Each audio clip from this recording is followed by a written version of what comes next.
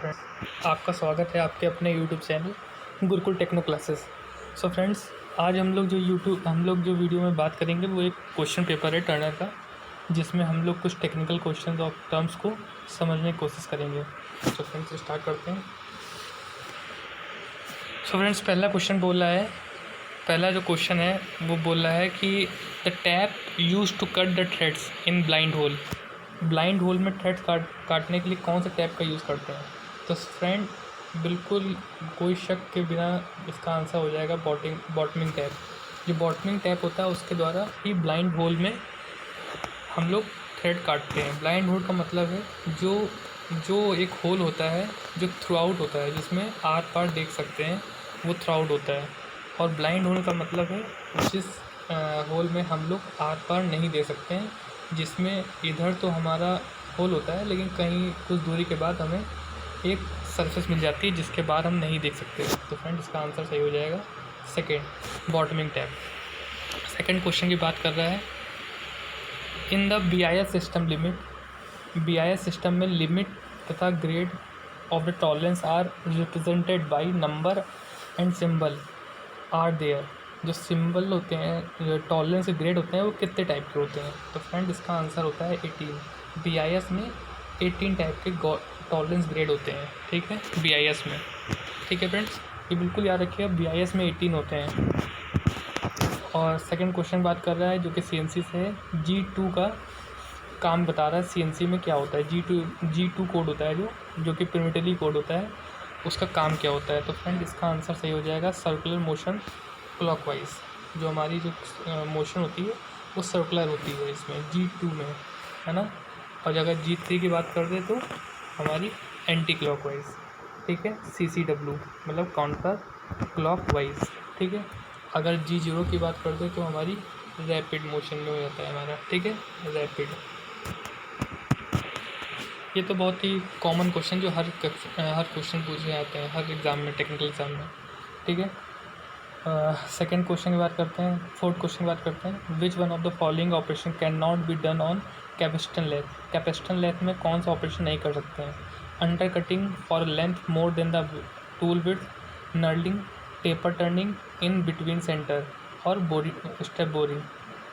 तो फ्रेंड्स, आपको पता होना चाहिए जो हमारा कैपेसिटन लेथ होती है उसमें हमारे दोनों सेंटर नहीं होते हैं। उसमें लाइव सेंटर तो हमारा होता है पर हमारा डेड सेंटर नहीं होता है। तो फ्रेंड, इसमें जो हमारा थर्ड ऑप्शन है, केंद्रों के बीच टेपर टर्निंग, ये नहीं हो सकता क्योंकि उसमें दोनों साइड सेंटर ही नहीं होते हैं। तो हमारी centre between turning between centre कैसे हो जाएगा? ठीक है फ्रेंड्स, टेपर कैसे कट जाएगा बिटवीन सेंटर?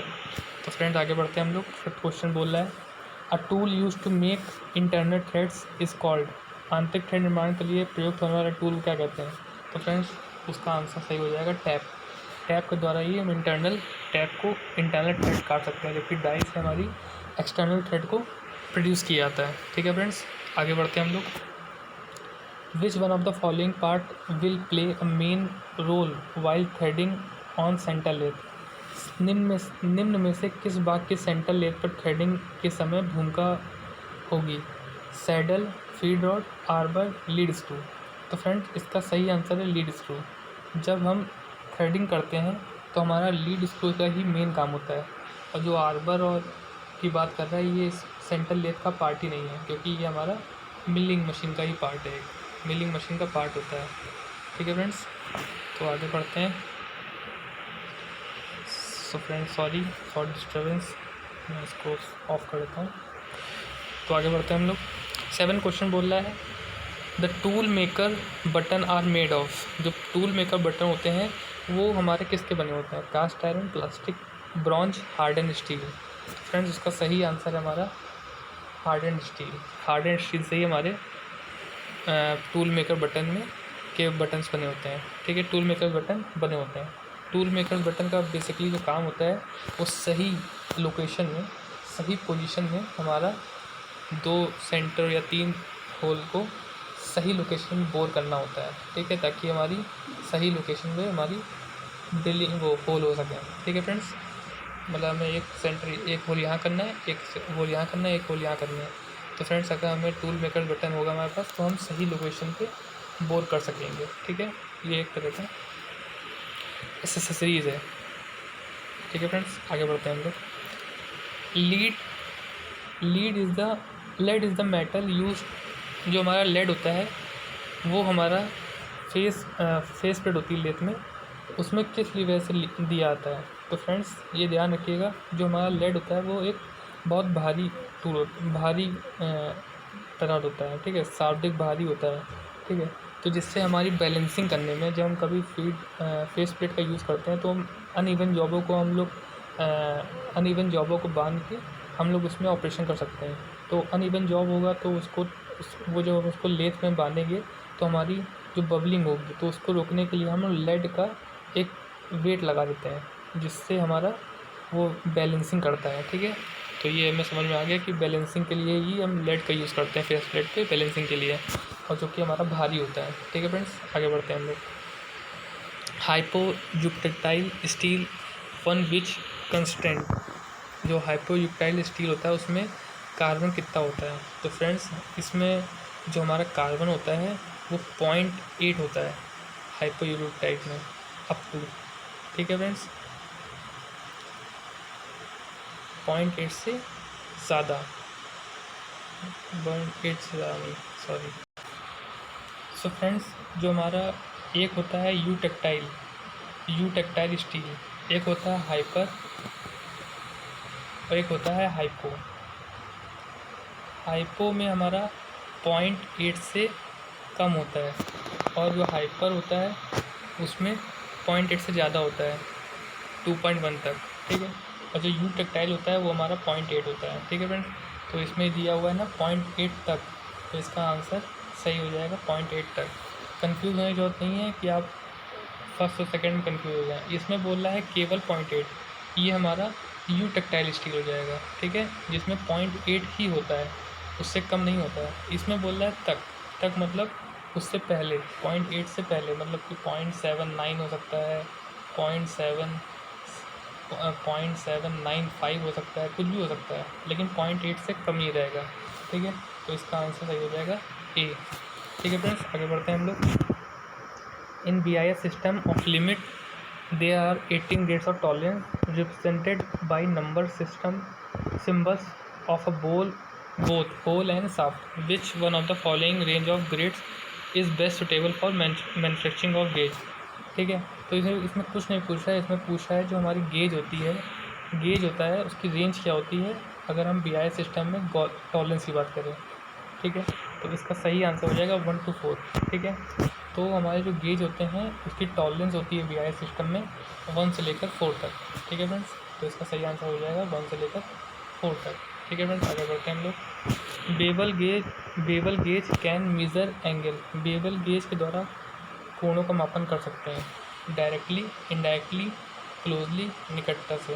तो फ्रेंड इसको बिल्कुल समझने की जरूरत है। बेवल गेज हमारा एक इनडायरेक्ट टूल है, मतलब उसमें कभी भी हम लोग डायरेक्ट मेज़रमेंट नहीं कर सकते हैं, उसको हमें किसी और के द्वारा उसको जो मेज़रमेंट हमारा हुआ है एंगल का उसको ट्रांसफ़र करना पड़ता है। तो बेवल गेज हमारा एक इनडायरेक्ट टूल है। ठीक है, द इंस्ट्रूमेंट विच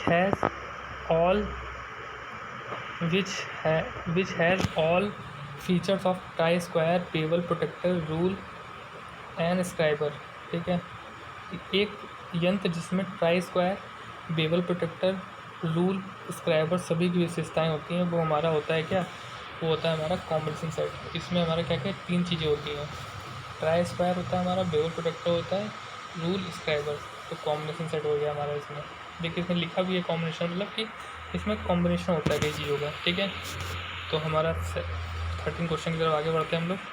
इसमें बोल रहा है the included angle of a counter sinking portion of a central drill of type B for protecting the centre holes. ठीक है, टाइप बी के लिए हमारा जो होता है काउंटर सिंकिंग के लिए यूज़ करते हैं टाइप बी का सेंटर ड्रिल, उसका एंगल कितना होता है, तो 120 होता है। काउंटर सिंक के लिए हम लोग 120 का ही हमारा एंगल रखते हैं। ठीक है, ठीक है फ्रेंड्स, याद रखिएगा।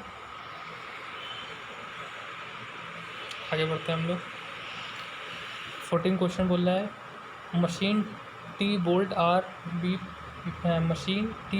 Are to be protected against the कोरिसिव।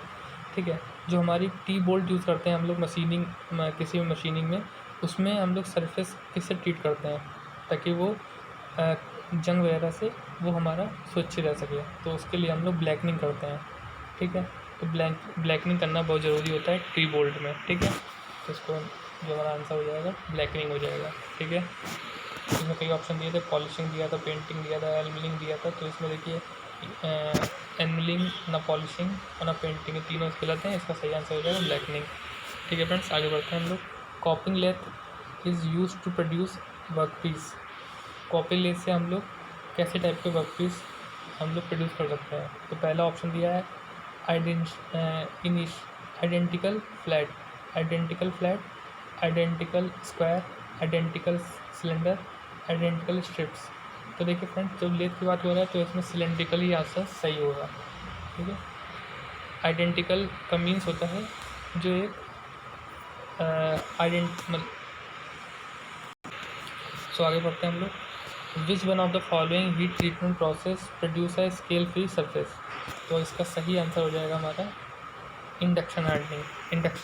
Induction hardening द्वारा हमारे जो ट्रीटमेंट में जो पैमाना रहित सतह बनती है, ठीक है फ्रेंड्स। कई बार क्वेश्चन आया होगा, हम लोगों ने लास्ट टॉपिक में भी ये क्वेश्चन कवर किया था, ठीक है फ्रेंड्स। आगे बढ़ते हैं हम लोग। While chipping a groove the metal tend to break a lump when nearing the end, this can be avoided by.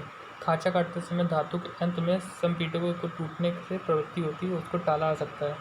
तो उसको हम लोग अपोजिट साइड से चिपिंग करके हम जो लंप होता है, जो हमारा अनवांटेड मटेरियल होता है, उसको हम अपोजिट साइड से काट के हम लोग अवॉइड कर सकते हैं, ठीक है फ्रेंड्स। तो ये इसका आंसर हो जाएगा, इसका आंसर हो जाएगा अपोजिट साइड, फोर्थ ऑप्शन, ठीक है। 18 क्वेश्चन करते हैं हम लोग। One of the taper turning method is by offsetting the tell stock, which part of the tell stock is offset, ठीक है। टेपर टर्निंग विधियों में से एक टेल स्टॉक की ऑफसेटिंग है। टेल स्टॉक का कौन सा भाग ऑफसेट होता है। तो जो टेपर टर्निंग में जो हम ऑफसेट विधि का यूज़ करते हैं, तो उसमें टेल स्टॉक का कौन सा भाग हमारा ऑफसेट होता है, मतलब सेंटर से दूर या फिर पास में आता है। सेंटर से हम लोग उसको ऑफसेट करते हैं, तो वो होता है हमारा बॉडी हमारी होती है, उसको हम ऑफसेट करते हैं, ठीक है। ना हम लोग स्पिंडल करते हैं, ना बेस करते हैं, ना होल यूनिट करते हैं, हम लोग उसमें सीधे बॉडी करते हैं, ठीक है। बेस और बॉडी से मिलकर बना होता है हमारा टेल स्टॉक। जो हमारा टेल स्टॉक होता है वो बेस और बॉडी दो चीज़ें मिलकर बना होता है, दो पार्ट में डिवाइड किया जाता है, ठीक है। 19 क्वेश्चन करते हैं। For cutting a multiple thread on lathe which among the following use, ठीक है। तो मल्टीपल थ्रेड काटने के लिए कौन सा प्रयोग करते हैं, chaser, die head, follower rest, split die. तो चेज़र के द्वारा ही हम मल्टीपल थ्रेड काट सकते हैं, ठीक है फ्रेंड्स।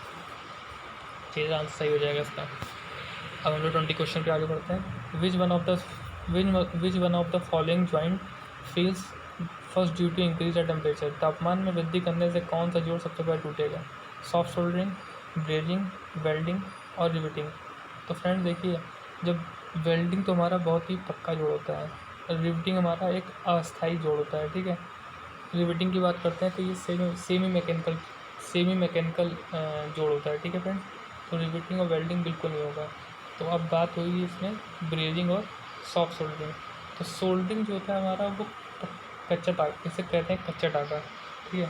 इसका नाम ही कच्चा टाका होता है। तो ये टेम्परेचर बढ़ने के साथ हमारा मेल्ट हो जाता है, टूट जाता है, ठीक है। तो फ्रेंड्स इसका आंसर सही हो जाएगा कि सॉफ्ट सोल्डरिंग, ठीक है फ्रेंड्स। सॉफ्ट सोल्डरिंग इसका सही आंसर हो जाएगा, सॉफ्ट सोल्डरिंग, ठीक है। अगर ये ऑप्शन ना दिया होता सोल्डरिंग के लिए, ब्रेजिंग, वेल्डिंग और रिवेटिंग दिया होता, तो हम लोग कुछ हद तक ब्रेजिंग कह सकते हैं इसका सही आंसर। लेकिन वो फोर्थ ऑप्शन पर डिपेंड करता है वो क्या देता है, ठीक है फ्रेंड्स।